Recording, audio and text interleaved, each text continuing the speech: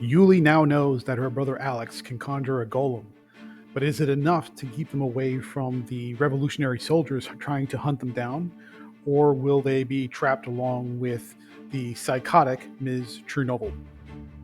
Not quite sure, but we'll try and untangle it all, and we'll cover it right here in our review of Edenfrost number 3 from Mad Cave Studios. See you in 3. And welcome back to Comical Opinions. This is our review of Edenfrost number 3 from Mad Cave Studios. And in this issue, Alex and Yuli come to the brink of capture when soldiers track them down, forcing Yuli to make a fateful choice. But before we get started, please like, share, comment, subscribe, hit that bell for notification, let us know how we're doing. Your attention is greatly appreciated, and make sure to stay to the end for our final tally and score. So let's get into the credits. Edenfrost number 3 is written by Amit Tischler.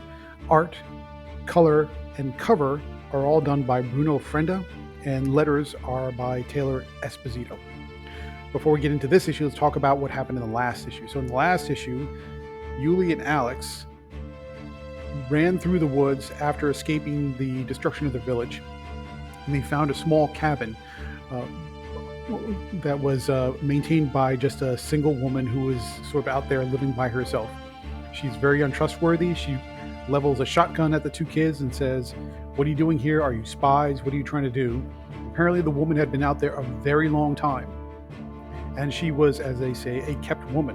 She was a mistress of a general, and in that she's been out there so long waiting for her general to come back, she was completely unaware that there was a revolution in Russia, that the Tsar and his family, the Romanovs, had been killed. She didn't know about any of that. All she knew is that she was out there waiting for her long-lost love to come back, and she's kind of gone a little bit cuckoo and stir-crazy being out there by herself for so long. Yuli and Alex begged for an opportunity just to stay with her to help cook, help clean, maybe gather some supplies, so that way they could wait out the winter and then head to Kiev in the springtime, where they have some long lost, or I should say not long lost, but distant relatives that could take care of them. But in the course of this whole scenario, Ms. Chernobyl kind of is starting to show signs that she's cuckoo in la cabeza, and maybe worthwhile for them to get away from her sooner rather than later, before she does something crazy like harm the two siblings. In this issue, what happens? Alex and Yuli are trying to gather some supplies while Miss Chernobyl is passed out from drinking too much. They're getting ready to sneak out. But what happened is the soldier they encountered in the woods in the last issue, the one that Alex scared off by conjuring a golem, returned to his base camp, found the base camp had been raided by the revolutionary soldiers, and now they've all tracked everything back to the cabin where Miss Chernobyl was passed out, and Alex and Yuli are gathering supplies to sneak away. But they don't get very far when the soldier shows back up. He's been wounded because he's part of secret intelligence, and the revolutionaries who raided his camp shot him in the process, and now all the soldiers, everybody's converging on this one cabin. The soldiers break in. Miss Chernobyl tries to scare them off. The lead commander of the revolutionaries kind of laughs her off and sort of taunts her after he reveals that the revolution has already begun, that the Tsar, the Romanovs, are all dead, and that the general she's waiting for is probably never coming back because he's probably dead in a ditch somewhere because he was a loyalist. Ms. Chernobyl freaks out, levels her shotgun. The commander of the revolutionaries shoots Ms. Chernobyl dead and tries to capture the Alex and Yuli alive. During the scuffle, Alex gets pretty smacked around. Yuli gets a little bit beat up too, and when they witness Miss Chernobyl's death, pretty brutally, I should add,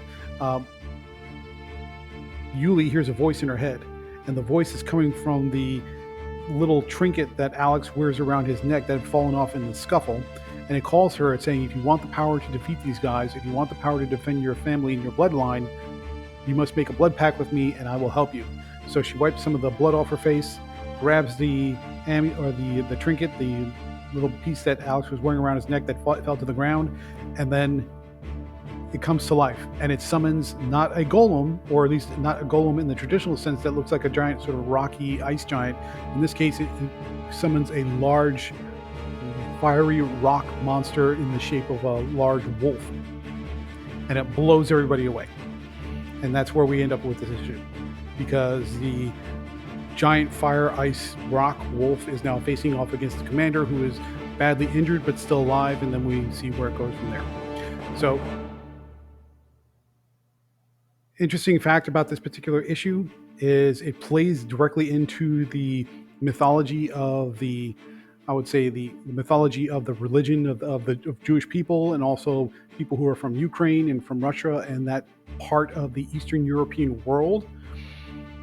You get a very strong sense of the mythology of how they believe these things come to pass, but it's sort of taking a little bit of creative license about how golems are created and how the power of the golem applies to protecting the bloodline of the family. That part is pretty much in the traditional line of what a golem is meant to be. How they go about it is very dramatic, of course, and how they're using it here is just played up for the visual aesthetic of a comic book, but it works pretty well. And if you're interested in learning about golems, I would go Google that, go search that, and you'll find a lot of interesting history there. And I believe there's even been at least one or two horror movies that are based on the golem concept. So this very much plays into lore and mythology for people of that part of the world and also of that particular faith as well. So interesting stuff if you want to know more about golems. So what did we like about Edenfrost number 3? Good pacing, good drama, good action. The not action in the sort of superhero sense, but action in that things are happening very quickly. And when the monster appears, this sort of wolf monster that Yuli conjures, it's a pretty powerful scene.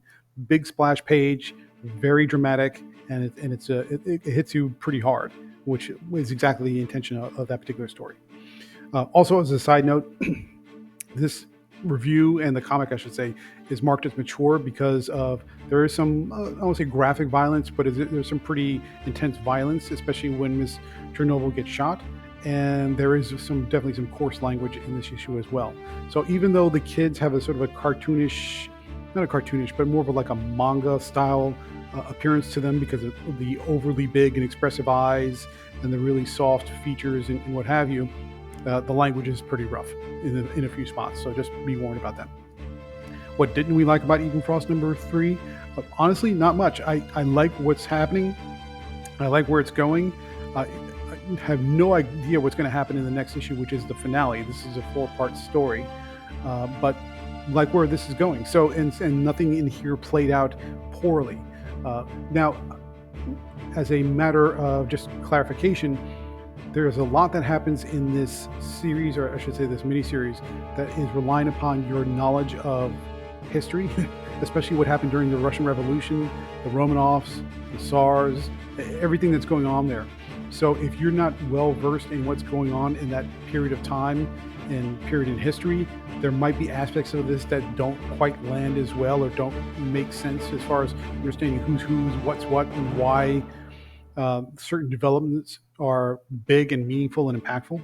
So a little bit of a history lesson might help you out. I mean, go look up Russian Revolution. That might clarify some things. So, but if you're not well versed in the Russian Revolution and some of the aspects of what happened there, you might feel a little teeny bit lost in one or two spots. Not bad, but enough that it makes a difference. So, final thoughts. What do we think about Edenfrost number 3? Good drama, great family dynamic between Yuli and Alex. The supernatural or mystical elements are played out well. The art, I didn't talk about the art too much. The art looks fantastic. The Bruno Frenda gives you a beautiful looking comic. The colors are fantastic. The lines are fantastic. The character designs are detailed, and the coloring especially is immaculate. So this is a really good looking comic as well. So therefore, we're going to give Edenfrost number 3. You know what? We're going to go up a little bit. We're going to give Edenfrost number 3 a solid 9.5 out of 10. Not perfect, but pretty darn close. So that's it for Edenfrost number 3, our review from Comical Opinions. If you like this review, stay tuned through the outro for our next one.